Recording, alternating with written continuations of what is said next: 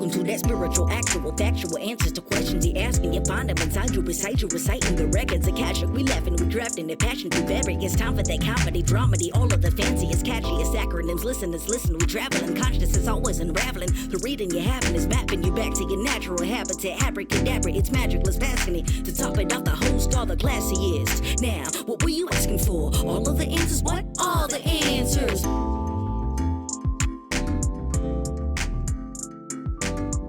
It's a blood moon. Fuck yeah, bloody blood moon. What do you think about that? I don't know anything about that, so I welcome the information that tells us what that means, which I do not possess. Let's read this. Hold on, I have a thing for us to read. Taurus, super full moon, November 2022. Let's hear it. This is from a trusted source. The blood moon eclipse. It's also an eclipse. Look at that. On November 8th is... I think that was last night, was the eclipse.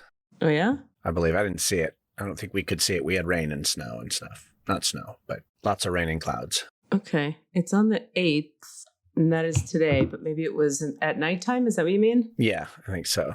Okay, the blood moon eclipse on November 8th is a magical event. Blood moon eclipses carry potent energy that can stir the winds of change in our lives. It's literally windy here today. Falling in the sign, by the way, there's maybe another hurricane. You're welcome. Yay. Falling in the sign of Taurus, this blood moon eclipse brings waves of transformative energy that can shift us to higher states of consciousness and higher levels of our soul journey. In a way, you could think of eclipses as accelerators that push us further along on our soul journey. For this reason, eclipses tend to trigger fated or transformative events. Transformation can always be challenging and often requires the painful work of peeling back layers, shedding skin, and birthing into the new. Each of these steps carries its struggles and magic, but under a blood moon eclipse, the intensity level can be turned up. Taking place in Taurus, November's total lunar eclipse is calling for everyone to embrace comfort, security, sustainability, and pleasure, but not without confronting what may be standing in the way. Taurus is a sign that's interested in maintaining consistent resources and necessities, causing this eclipse to prioritize every sign's needs and desires. Everyone's being called to embrace mindsets around pleasure and fully explore your resources instead of operating out of fear, which is what the solar eclipse in Scorpio highlighted. We just had one of those. Now is the time to center your deepest desires and trust that you'll always have what you need and then some. Upheaval of outdated structures or boundaries may have to take place, and while it's bound to be uncomfortable, it's essential in order to establish the long-term reliability you're looking for. The Taurus full moon reminds us to release any patterns that have kept us stuck: fear of change, procrastination, self-sabotage, or the perpetual cycle of wishing and wanting and hoping but doing nothing. A blood moon eclipse is the most potent kind we can experience as it's a total eclipse. Total eclipse of the heart. It gets the name blood moon as the otherwise luminous full moon turns a bloodish red color as it is completely eclipsed by the shadow of the earth. This eclipsing of the full moon causes darkness, something that can influence our energy field, our pineal gland, and also can serve as an activator of our shadow side, bringing to the surface things that need to be cleared. In many ways, the sight of a blood moon can be a beautiful reminder of the beauty and mystery that is always around us. Under all the intensity and transformative energy of a blood moon, we can feel zapped, off balance, or a little more irritable than usual. It's important to practice self-care, grounding, and to get plenty of rest. There's just a little more here. Are you up for it? Yes. Okay. Uranus, the planet of awakening and breaking boundaries, is very active under this November eclipse. We may feel inspired to cut the chains that have kept us bound and free ourselves from any boxes we put ourselves in. That is happening for me. We should discuss it. Where are you longing for greater freedom? What chains do you need to cut? What do you need to break free from? Unexpected roads are opening. True for me. So if it feels right to veer off course, this eclipse will provide the opportunity. Eclipses always put us where we need to be for our highest growth, even if it doesn't feel like it straight away. Bring some trust and faith to whatever manifests, even if it does seem difficult. Venus, the planet of love, is also active under this eclipse. Sexy. And while we may find ourselves focusing on our relationships and romantic life, definitely am over here, Venus is also the planet that rules over our values and our feelings of self-worth. What do you truly value? Do you feel worthy enough to have what you value? Get real with yourself. Don't be afraid to get honest and have a real conversation about what you truly value and where your beliefs lie around those values. It's a wonderful time to set intentions, release limiting beliefs, weed out any beliefs that make you feel you're not good enough. You might find things that are no longer value, get rid of them. Saturn is present. Difficulty and heaviness can come when we shine on Saturn, find ourselves feeling extra overwhelmed, irritable, frustrated, especially when we're holding on to past events or past stories. While there are many manifestations, the way this eclipse can show up at its core, we're being called to let go so we can transform and create space for more of what we truly value. La, la, la, la, la, la. The end. That was a lot. Yeah. I'm going to need you, if you took it in while you were reading it, I feel like it covered all the self-help growth bases. So I couldn't figure out what the actual like narrow beam theme was, because it was like, get rid of limiting beliefs. This is the time to shine. Also, but you could feel sad and with it. Like it felt like it covered everything. I hear you. That's because so many planets are involved in this one. Like you've got Saturn, you've got Venus, you've got a bunch of different signs. Like it's a complicated one. It isn't just like the sun is in front of the moon, the end. It's like there's a lot of aspects to it. That's why it's doing all the things. What I took in from that was eclipses and full moons. I mean, at the same time, that's a lot, right? To have an eclipse is a lot, and to have a full moon is a lot. So at the same time, it's a lot. And it's a good time to notice what isn't working and make some big shifts and changes, and don't be freaked out. See, the Scorpio thing we just had, the full moon in Scorpio, that was already pretty big upheaval-y, looking at what's not working, etc. And then to have this on its heels is just kind of more of the same. But the fact that it's in Taurus, the point of that is like it has to do with what is sustainable, what is nurturing, what feels loving and cozy, like what makes you feel like a cozy home, as opposed to like a thing you're doing that overextends you, that doesn't feel nourishing, nurturing, or adding any beauty to your life. And for me, reading it, I was like, oh, it was articulating quite literally what I've been experiencing lately, which is like a honing in of,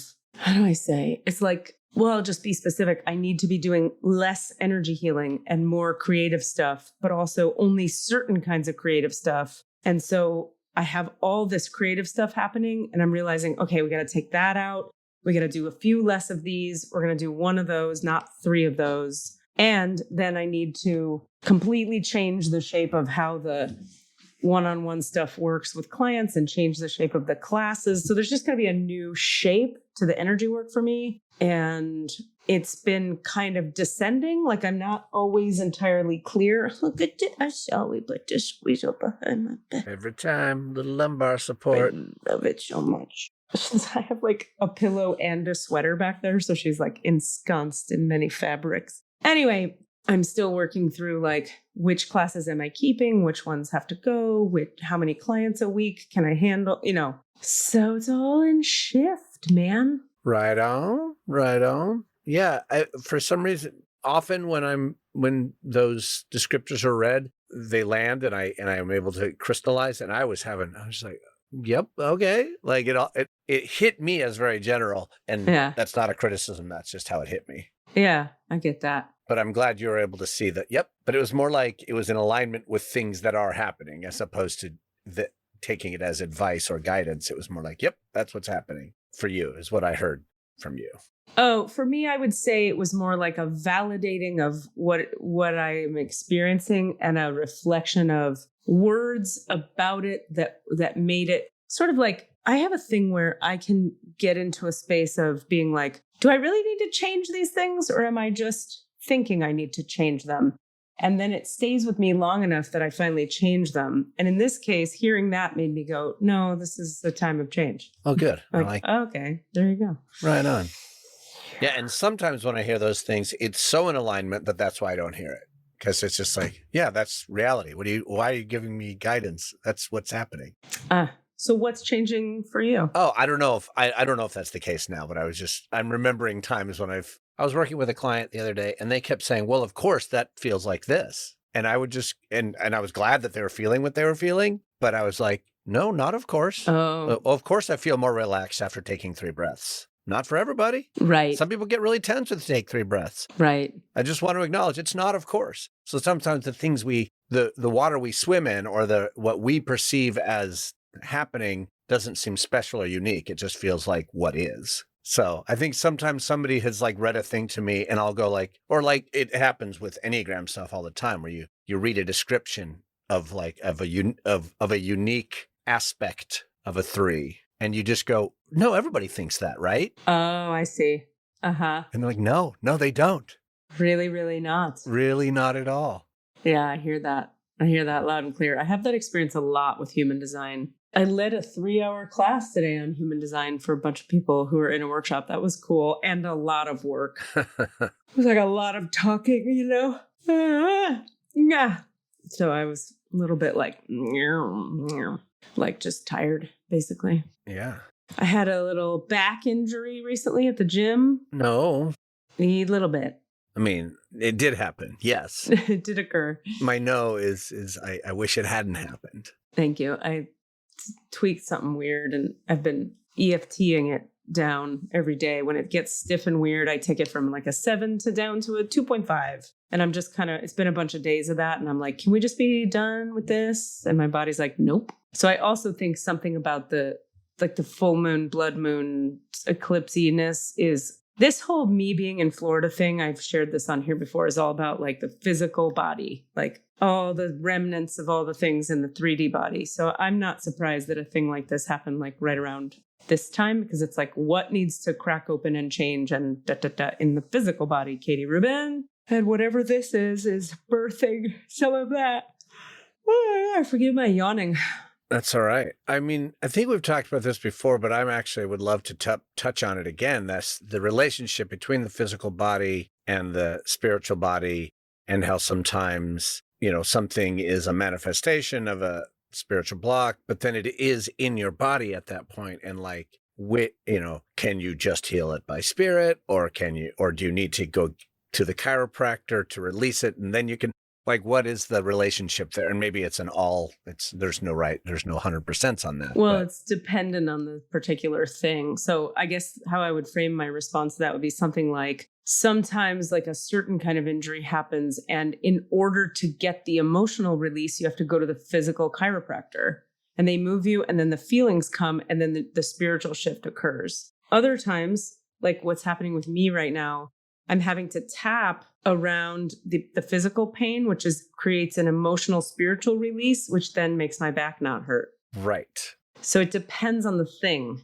And for me, psychically, I just keep asking, like, do I need a chiropractor? No. Does my body need a chiropractor? No. Do I need a physical therapist? No. Do I need rest? Yes. Do I need integration time? Yes. Do I need some more tapping? Yes. And then for me, it's like, so I'm starting with the like, I would call this energetic, I would call it like meridian work tapping, like it's physical, emotional, and spiritual all at once. But I am amazed, to your point and to the essence of your question, like, God, I love tapping. Uh-huh.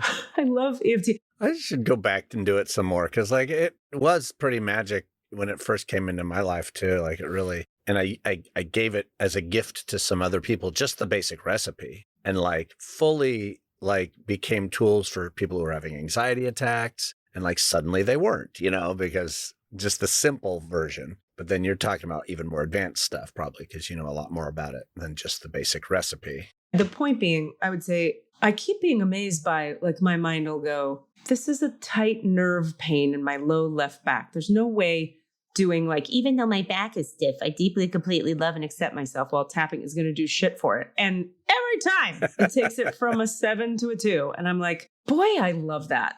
It's just all one system. I will share this too. I had this really cool insight, because each time I'm working with the back injury, it's showing me, how do I explain? My digestion is affected. Like I'll do this is wild. This is a wild one. Well, let me finish the digestion thought. So first I was tapping, work on the back, and then I'd be like, wow, my belly's really doing all kinds of stuff now that we tap through that. So then I started working with the belly, tap, tap, tap, tap. Then I realized what needed tapping was the connection or the relationship between the digestion and the nervous system. So I was like, even though there's something blocking the effective communication between the belly and the nervous, the deeper completely, tapping through that got me a lot of relief and is very interesting. But additionally, Oh, I had another idea and I lost it. Anyway, it's been cool. It's just amazing how it works. It doesn't make any sense and it just fucking works. Oh, go ahead. I remember, but finish. Well, I have a whole other separate story, so finish yours. Well, okay. Another side effect that's been really interesting is I've had for a lot of years, a lot of parts of my body that are like very soft, like the belly and the underarms and the legs. And even if I work out, there's this like lack of tension in the body that something is weird about it. Like it's like I'm older than I am. Like my body's older than my age. Anyway, with this process, with whatever the fuck this has been in my back, the nervous system, belly integration, my belly keeps doing this thing where it gets tighter and tighter and tighter. It doesn't hurt. It's just the belly it's like a tension that couldn't exist, can exist because the nervous system is coming online in connection with the digestive system, which is like kind of putting everything where it's meant to be. It's so weird. So I'm finding like a smoother tensor arm muscle and a smoother tensor leg muscle. And I have been working out, but not any more than I was before. Yeah. But now it's working, or now it's actually having the effect.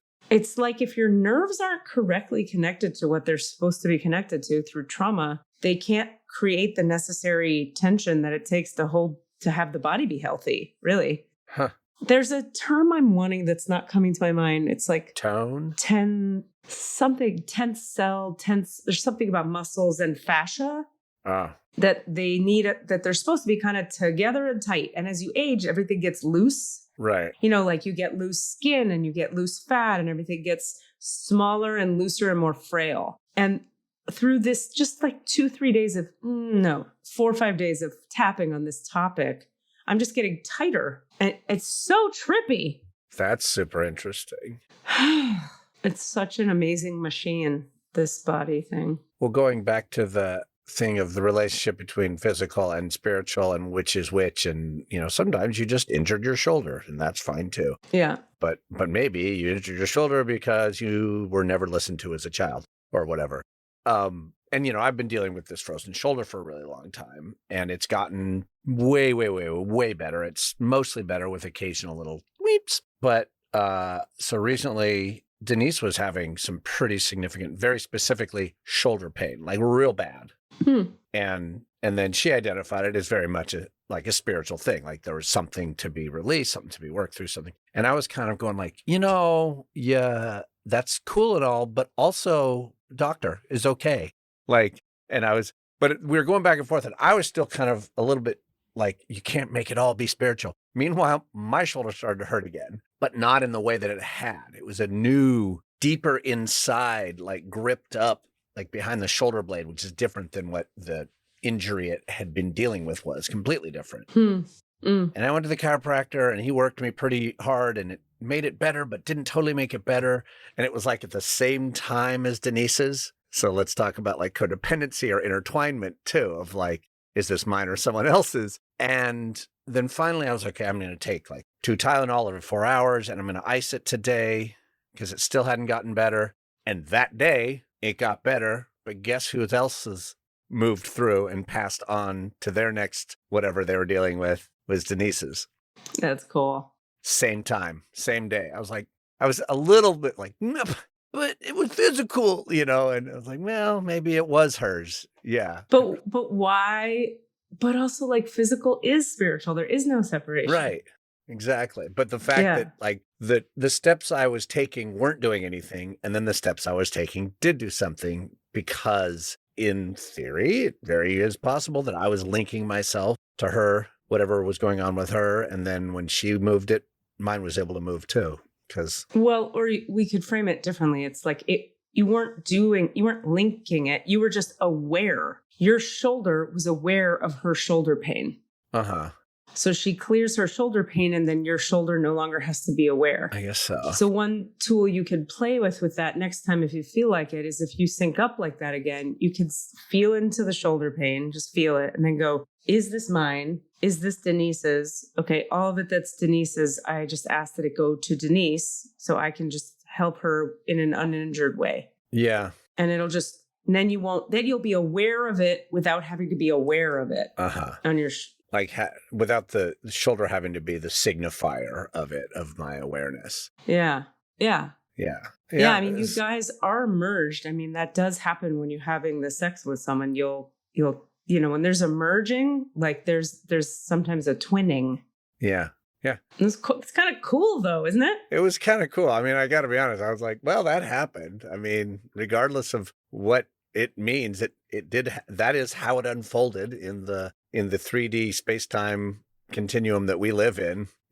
I wonder if because she had a very specific time that it shifted in the day for her. And I'm wondering if it was real close to the same time. It could have been. I don't know. It makes total sense. Anyway, that was just kind of fun. I love that. But I still kind of go back and forth with I don't want, and I feel like for myself, I would like to say don't let it all be just the light must come. It's no, there's a lot of things you can do to allow the light to come, for example, rather than just, I'm just going to sit in meditation and meditate this injury away. Well, I don't even know what that is. I don't know what you're referring to. I don't do meditation. I don't think you say that.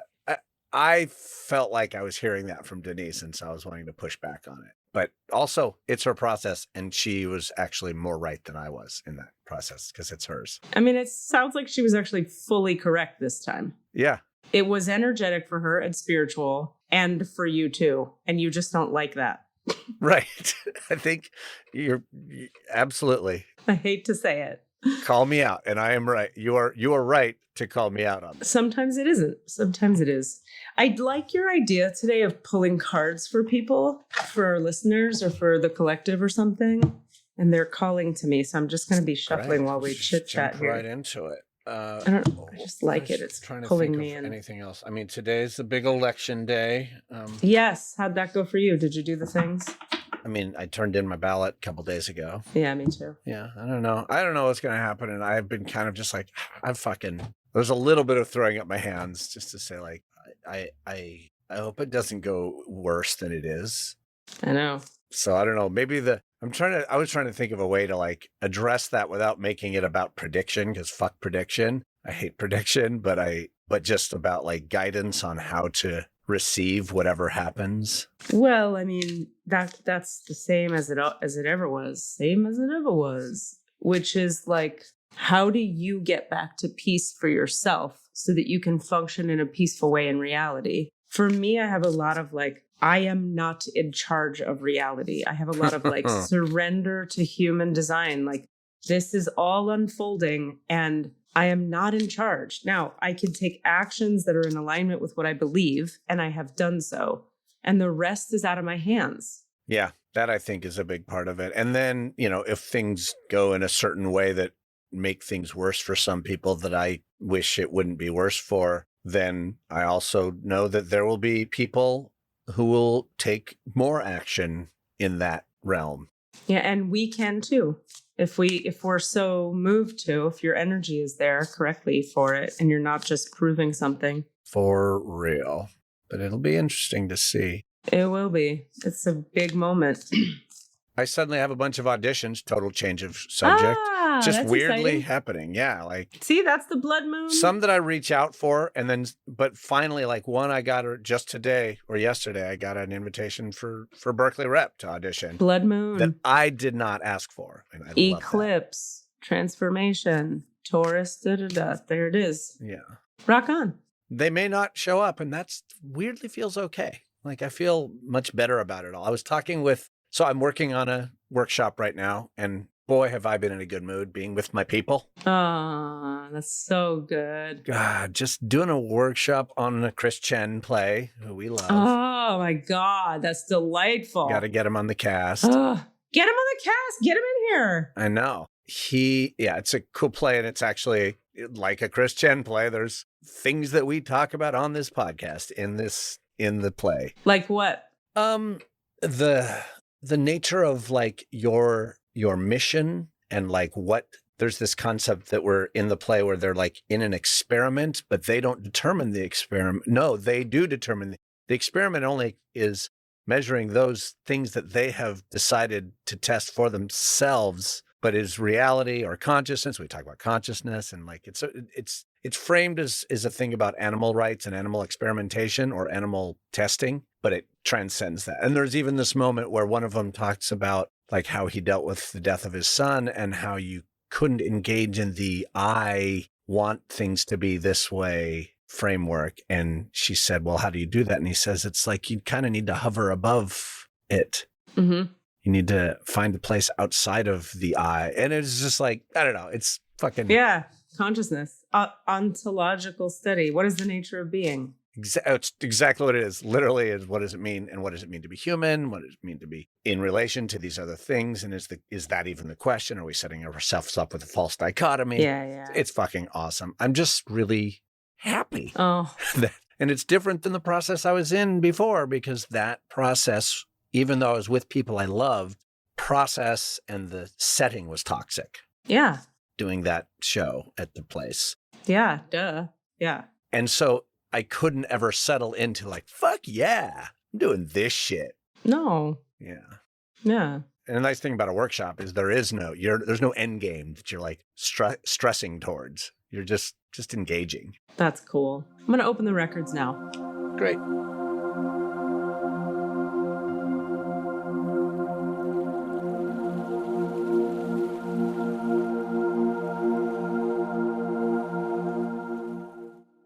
I'm listening to you. This is moving quickly here. It's happening. All right. So I want to drop into the Akashic records of all of our listeners and including ourselves.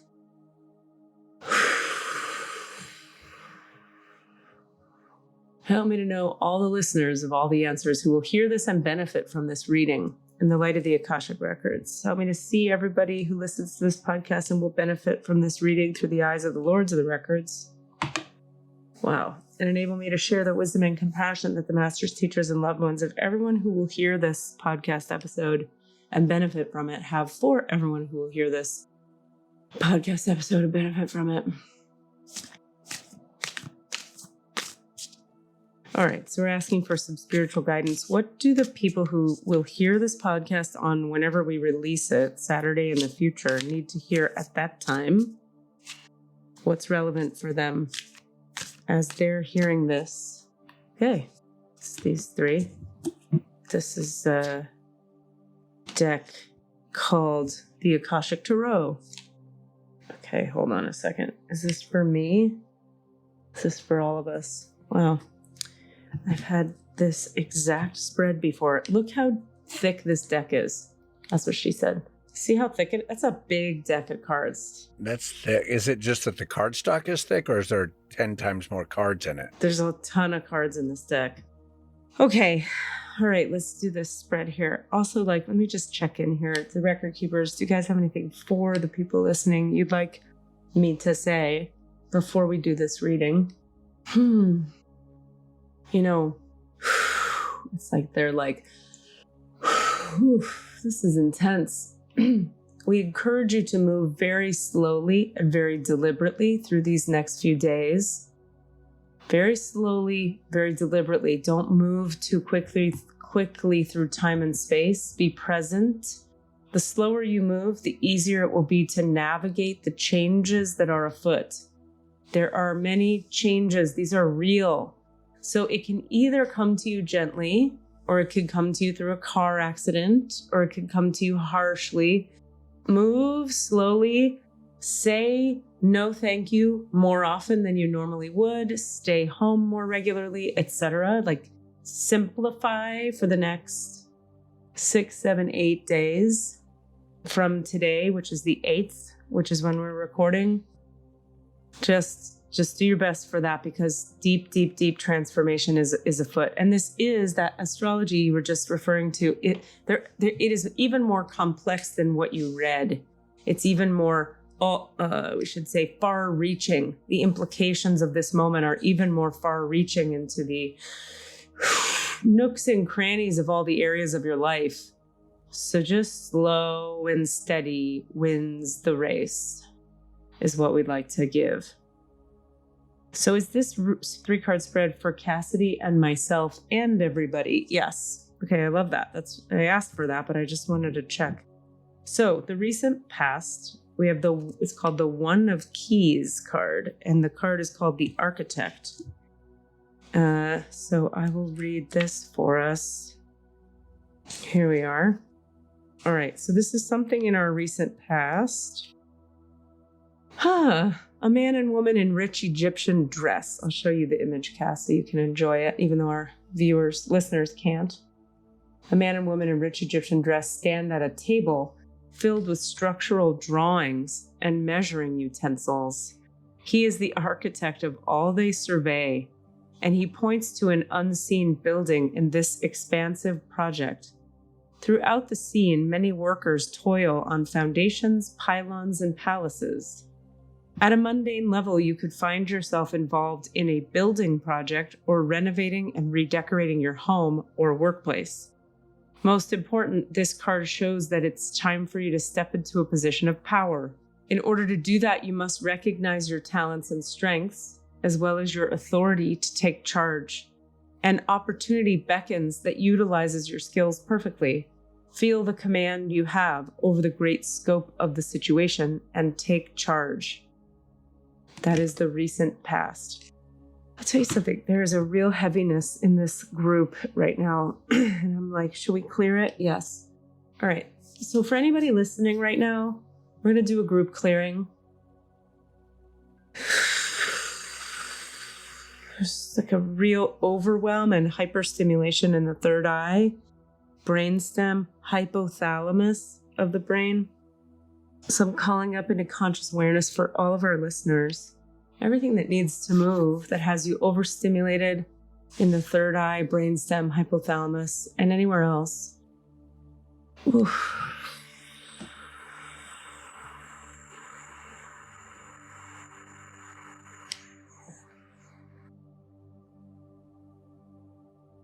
Okay. Okay, that's better. All right, now we look at the scribe. The present moment has us in the... Thank you for that. I needed to... Whatever that was. Hope that was useful for people. Whew, that was intense for me. The scribe. Let's find him. Okay, this is our present moment. The learned scribe... Here, I'll show you the image. It's hard to see, I know. The learned scribe writes at a high desk. Nearby are a number of other working scribes. In some ancient societies, scribes were simply copiers of holy texts. But in many, they were the most learned men of their time. People well versed in law, scripture, philosophy, history, and more. This card indicates a great upsweep in mind and study for you. If there is any subject with which you'd like to acquaint or reacquaint yourself, do so. It's not just for the sake of study, although that's always a good thing. This period of higher mind and higher learning is nothing less than a change your life or even change the world opportunity. Just as the Wright brothers began by studying the flight patterns of birds, you can rise up on the wings of discovery now. There may be a teacher or even an entire school that can help you with this upliftment. Be sure to seek out the right person or place of learning. You could also become a writer or teacher yourself at this time, elevating and contributing to others.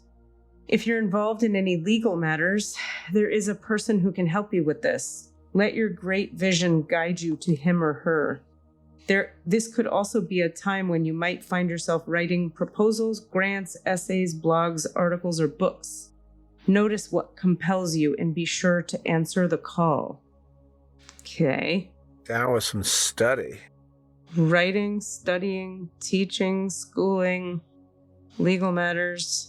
Get into your 5. Yeah. Get into your Enneagram 5. That's good. Okay, and the outcome is the King of Forces with an F. Forces, not horses. King of Horses. I can see the confusion. Is there also a King of Horses in that deck? No. It would be funny if there were. The King of Forces. All right. A man standing by a stream is surrounded by different animals of the woods. The power of nature is all around him, in the earth below his feet, the water running by, and the star-filled nebula in the sky above. Yet he is a force himself, exerting calming influences on the wolf and the rabbit, which are natural enemies. Upright, this card indicates the presence of a man who has a powerful and positive energy. He comes with good intentions. Gentleness and honesty resonate from him. If you don't know this man yet, his energy will be coming into your life soon. He could bring support for a special project, a work issue, or just your life in general. He may also be a possible love interest. So in order to be open to receiving a man of honor, make sure you engage in honoring and being tender toward yourself. For you or a man around you, there could be a position coming in any of the careers natural to the king of forces, such as electronics, astronomy, physics, geology, alternative fuel, any of the earth sciences, and new industries and environmental care. Any activity connecting with earth energy and nature are beneficial to you at this time. Whether you are male or female, this also reveals an important side of yourself. Feel the balance and beauty of nature and know the powerful forces always moving within you and around you. Wowza. Can I tell you the weird reaction I have to that? It's like I'm like sexually aroused by it. Say more. Let's just see what the hell that is. Yeah, I saw you twitching while reading, like you were starting to activate. Well, I was like asking questions because I was like, what is this? I feel like this is something in my life coming in that's arousing, which is nice. Well, you've been doing the dating, you said. Well, dating is a strong word. Yeah, I haven't been doing the dating. I have a crush, and I was on the apps for 5 seconds, and I have some new friends that like could turn into something, maybe. Right. But is there somebody that seems like a king of forces that stirs your loins? Yeah, there's a king of horses who stirs my loins with his big horse cock. Yeah, there you go. You just said it. Yeah, so I'm dying to tell you this story, but I can't. No, you can't out somebody. Okay. Like, it's me I can't out. Wow. Uh-huh. Okay. Meaning, let's see if I can tell it in a way that's... Do you want to tell it now in the middle of this, or do you want to? Yeah. Okay. Because it's related. It's all part of the same thing. It's like, so for me, the king of forces, when they're talking about it here, like this section where it says, he may also be a possible love interest. It's just everything lights up in my body. So in order to be open to receiving a man of honor, make sure you engage in honoring and being tender toward yourself. There's just something very activating about that for me personally. But this, I've had this card many times, and there's so much in this. The presence of a man who has a powerful and positive energy. He comes with good intentions. Gentleness and honesty resonate from him. If you don't know this man yet, his energy will be coming into your life soon. He could bring support for a special project, a work issue, or just your life in general. He may also be a possible love interest. So in order to be open to receiving a man of honor, make sure you engage in honoring and being tender toward yourself. Could be a position coming in. Then there's all these careers. Right. It's so specific about the earth. Geologist, alternative fuel technician. Yeah. Feel the balance and beauty of nature and know the powerful forces always moving within and around you. Forces. I mean, this is a complicated 3-card spread. So it's like in the past, we've been building towards something and stepping into our power. In the present, we're like encouraged to study, teach, read, write, legal issues have support. And the outcome is this man showing up who's got this like positive effect on your life, your career, or your loins. How's that land for you? Well, the linking for me is like the first one was still also about a little bit about like expertise, right? About like being really good at knowing, like the master of what you survey and like helping to create it and being really the ability to do that. And that's been happening. The building isn't just like I'm building like a worker, but I'm designing and executing plans is what I took it as. Right. Mm-hmm. Has that been true for you? That's a good question because I don't. By the way, I'm pulling cards from another deck for us again. I don't know if it's been recognizably true, except, doing the expertise part, like having some really good sessions with clients as a coach always feels like that's happening. Like, and I get back in touch with that part of myself and start feeling really good when I do that. So, and even like, I don't know. But the research thing is super interesting, like wanting to really dive into something, because that has been tickling at a lot of the edges of my awareness, the idea of that, wanting to learn how to do something. I had the thought recently, as we were talking about limiting beliefs, Denise has a new friend whose sort of specialty as a spiritual teacher, healer, is specifically about removing limiting beliefs, and that she's pretty much a wizard in that reality. And it just really landed on me. I was like, oh, that's what I need. And we've talked about that, but it hasn't ever popped as a real thing for me until that moment. And then I realized that one of my limiting beliefs is that I have nothing to write about. Huh. So I know I could write, but I don't ever think I have. I always think, yeah, but I have nothing to say. Huh. And what if that's a limiting belief? Yeah. So then that puts me in the mode of like, well, I've never actually taken a class or like been forced to like dive into the writing thing. Also, like, what if you don't have to have anything to say? What if something has something to say through you? No. Like, what if you don't have anything to say? And that's fine. And you go like, well, what wants to be said? Yeah. We do that in my writing class. If only you knew someone who offered such a thing. Do you know anybody? Right. Nope. Let's look at this. I pulled another 3. The reason I want to move forward with it is not to get away from what you're talking about, but because I need to get out of these records. This is very intense. Great. I can feel everybody's everything right above my head. All right. So the recent past in this other deck, this is my Colette Baron Reed, the Enchanted Map Oracle cards. All right, let's have a second spread here. The recent past is the Talisman card, but upside down. Okay. A lesson truly learned is crystallized. Reversed. A reverse Talisman card warns that you must be aware of the repetitive patterns in your life. Sometimes the things that feel most familiar carry with them reminders of what you don't want to experience again. Yet here you are, faced with an important choice. You can move forward cautiously, or you can look for another path that will take you in a new direction. Consider this. If you've fallen down a hole a few times, why wouldn't you walk around it this time? If you know where the hole lies, treasure that wisdom. Although the universe is unlimited, every individual path has some limitations. Accepting that not all avenues are available to you at this time is a powerful realization. That said, you don't have to retrace your footsteps either. No matter what, you're on this path to gain greater wisdom, regardless of the choice you make. This is the time to ask others who have been here before for advice and assistance. Their wisdom will awaken your own.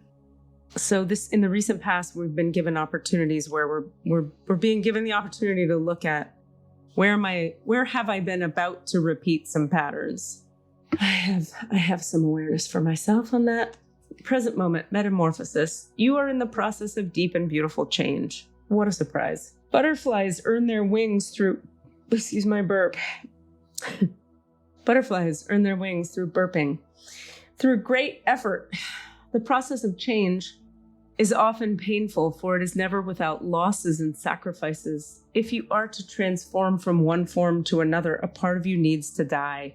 Letting go isn't easy, especially when you're used to thinking a certain way about your life or how you live it. Just as a snake sheds its dead skin or a caterpillar dies so that a butterfly can be born, you're required to release your old ideas and embrace a necessary change so you can live your best life. Perhaps you're being asked to let go of low self-worth, a dream that no longer serves you, a relationship that is draining, or unhealthy habits. Despite your fear, you must accept that this is a transformational time for you. There will be some loss involved, but you'll love what you become. Metamorphosis card. And the outcome is intention. I'm just going to ask this out loud. Is there anything else we can clear for everybody whose records I'm in right now? No. Why not? I don't know why. Okay. Intention. Deliberate, clear intentions have the power to change your world. Your objectives will be fulfilled at this time. Inspired intentions are like magic arrows shot into the sky. The universe is bringing you a gift, showing you that you're hitting your mark. Recognize that you're not the one who has to do all the work, however. Others help you co-create reality. You connect to the power of your intention, sending it out into the field, then allow for synchronicity to work its magic. Perhaps the good intentions of others will inspire you to send out beautiful ones of your own. Own the life you want to lead and live deliberately with clarity and detachment. So this is how I hear this one. There have been some opportunities to repeat some patterns in the recent past. We've maybe almost stepped back into the same hole of injury. But we're in the present moment going through a bunch of change, transformation, which if we go through it and don't go backwards into the old patterns, we're in an auspicious moment of when you set your intentions for what you desire going forward. It's a powerful moment to have them, receive them, create them. I'm going to close these records right now because y'all need some work. Oh my God. Everybody, start doing your work right now. I want to thank the masters, teachers, and loved ones for their love and compassion, the lords of the records for their point of view, and the Holy Spirit of light for all knowledge and healing. I ask that you return everybody who listens to this podcast and will hear this in the future, including myself and Cassidy's energy, to themselves now, please. I ask that you return everybody to their complete human wholeness now, please. The divine portal and the Akashic records of everyone who hears this podcast and will hear this episode and benefit from it are now closed. Amen. The divine portal and the Akashic records of everybody who hears the podcast and will benefit from it are now closed. Amen. Oh my goodness. The divine portal and the Akashic records of everyone who will hear this episode and benefit from it are now closed. Amen. Amen. Ashhadu an la ilaha illallah, ashhadu anna Muhammadan abduhu wa rasulullah.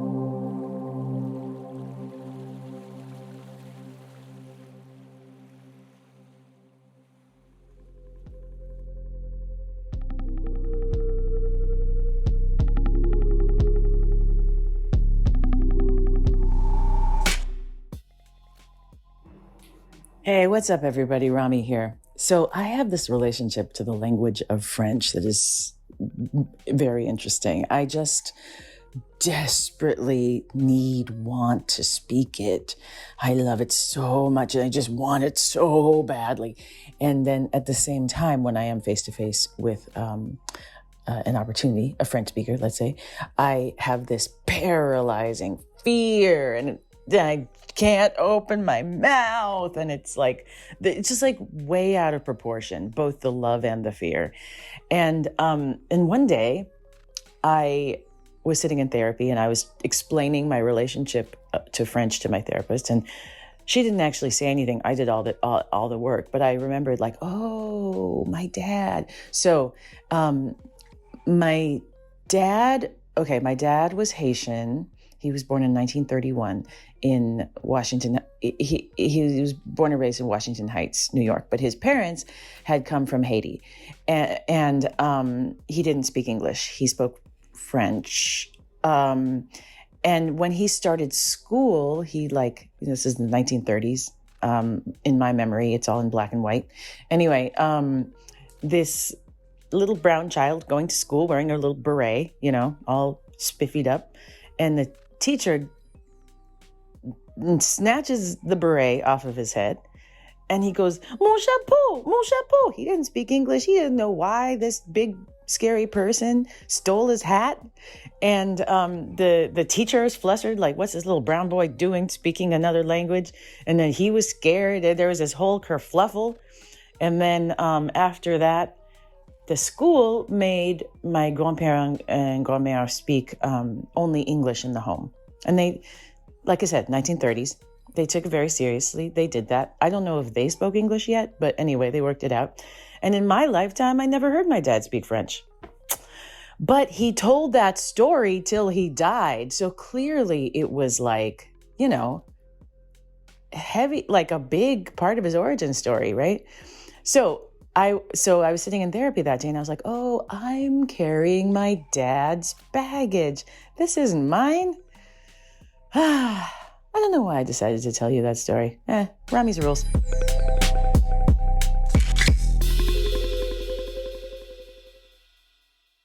It's a lot better. Yowza kapowza. Talk about metamorphosis, you guys. What change are you being offered to walk through or embrace that maybe you're resisting a bit? And when are you booking your session to clear it? Whew. You were just in the records of like 1,000 people, or That's a good point. somewhere between 500 and 1,000 people. Oh my God. It's a lot. Okay. Well, all of it resonated for me too. I'm still like stuck on this first spread. The King of Forces resonates. The Scribe, I'm like, I don't know if I'm going to a school, or is it about writing for me? School, training, studying? I just don't know about that one. And the Architect, I've been architecting like a motherfucker. Is it like meeting a teacher? Yeah, that reads. Okay, I'm open to that. Wow. Good shit. Deep shit.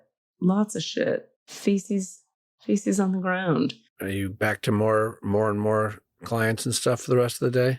No, I need to rest a little, and then rehearsal, first day of rehearsal. You didn't tell me this. Yes, I did. Come on. Nope. Stop Not a word. talking. Not Sit a down. word. Shut your pie hole.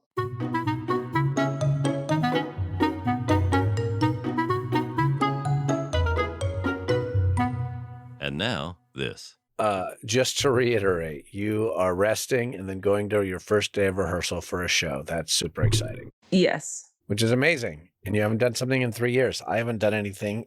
Yeah, feels good. You're going to have a blast. You're going to have a blast. Thanks. Hope so. That's amazing.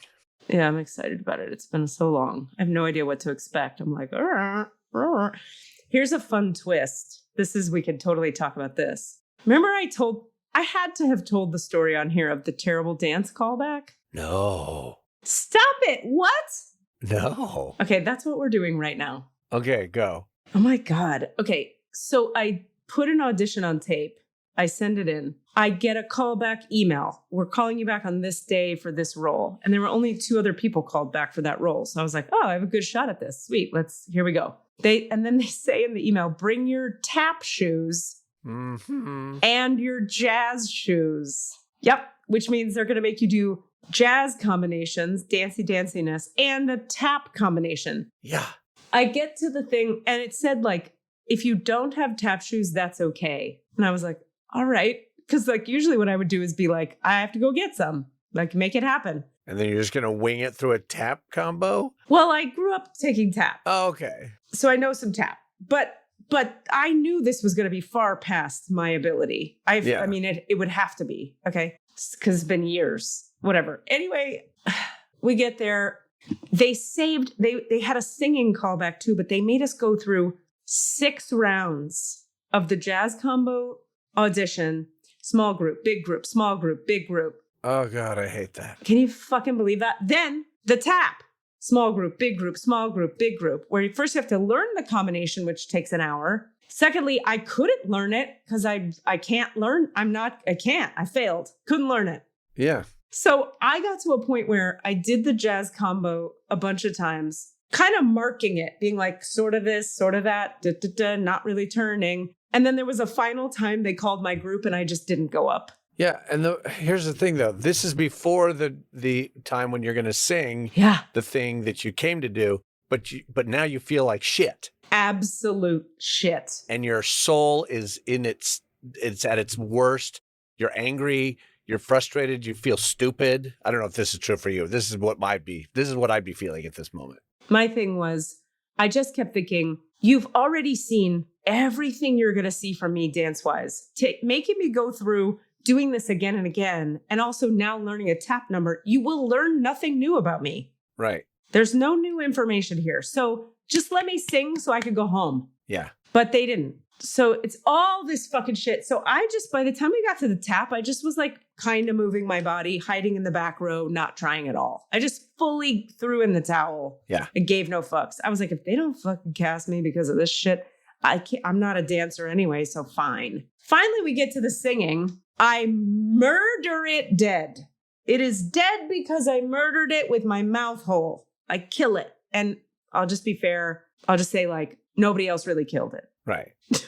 For this particular song and this particular role, and there were only 3 of us, and I happened to kill it. Yeah. So it was like, and the reaction was like, wow. And I was like, okay. And they were like, great. Don't hire me for my feet, people. So I just was like, it was very exhausting, a lot of work for really no reason, particularly because my character is not in the fucking ensemble and not a dancer. What was the point of that? That's called time management. Just have me come in to sing. Yeah. And then there's the thing about how do we advocate for ourselves without sounding like we're going, well, I was told, or any of that shit. Because how do you, like, could I just go, oh, yeah, cool. Yeah, I'm just going to sing. You don't need to see me dance. And if you do, then this isn't going to work. Well, I'll tell you something. One woman who was up for my role just sat in the house the whole time. And just said, I'm not dancing. Didn't say anything, just didn't dance. Yeah.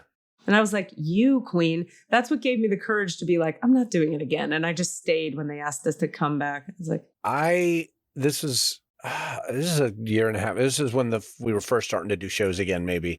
I went to a call for a panto, which is like a musical, very broad thing. It was for an Aladdin panto. There's this company that are like spending a lot of money. Turns out it was really just people from Beats Blanket Babylon. So they were coming from that world. But my friend was doing the casting and he invited me to audition and I, and he very much, like they sent me like, audio, music and the script. And then they sent me a dance combination too. But then he straight told me, he's like, don't worry about the dance combination. You don't need to learn it. Okay. We're not making everybody do that. So I was like, are you sure?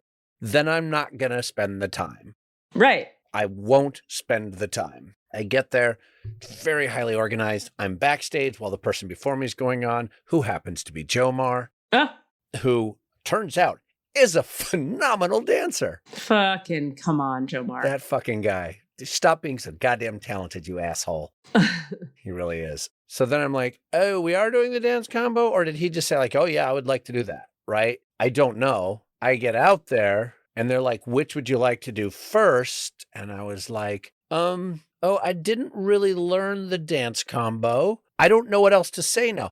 My buddy's out there sitting in the fucking house, doesn't say a goddamn word. Come on. Doesn't go, to be fair, I told him not to learn it. He doesn't fucking bail me out. That sucks. And so I think I said something like, we spoke and he said, yeah, or I did not realize I was supposed to learn that or something like that, but it didn't make me look good. Yeah. And I couldn't anything I say at that moment is like shit. So I do the song and I do pretty good at it. Wait, I have a question. Because couldn't you have said, I had a conversation with someone where it was made clear to me that I'm not being considered for my dance abilities. Yeah. I those are great words that I wish had come out of my mouth. Okay. I'm just clarifying. In a nervous moment of like, fuck, I just got thrown under the bus. Yeah. And the guy to bail me out is not saying a goddamn thing. Got you. So they're very nice about it. And she's like, well, maybe you could just run through it with our person, with the choreographer. You could learn it with her and then do it. I'm like, yep. It was kind of like a cold reading, which I can murder. Give me a cold reading, I'll kill it. Uh-huh. But it's like, sure. Uh-huh. So we do everything else I have to do, and then we do that. And that's, I do okay. Yeah. We run through it like twice, and I'm like, those look like moves that I might be able to do. And if I'd worked on it, I actually could have done all these moves, but I did not work on it at all. Oh God, it was awful. And I didn't book that show, by the way. Neither did Jomar, though, so to be fair. But that's fine because he was in 12 other things immediately before and after it. Yeah. Yeah, that's my fuck you, what story. It's not cool what happened there. No. It's not cool. And I haven't spoken with him since, that guy. All right. Anyway. We'll wrap here for today, but next time we talk, we have Mick Mize coming on the podcast. Yeah. And I want to tell you about the improv comedy dance we're creating, because you might enjoy hearing that story. Yeah. I'll have more information next week. It's going to be very, very silly. All right. I'm going to go grab my new headshots that just got delivered. I'm going to go see them in hard copy form. Will you please send me a picture of one? Sure. I want to see them. All right.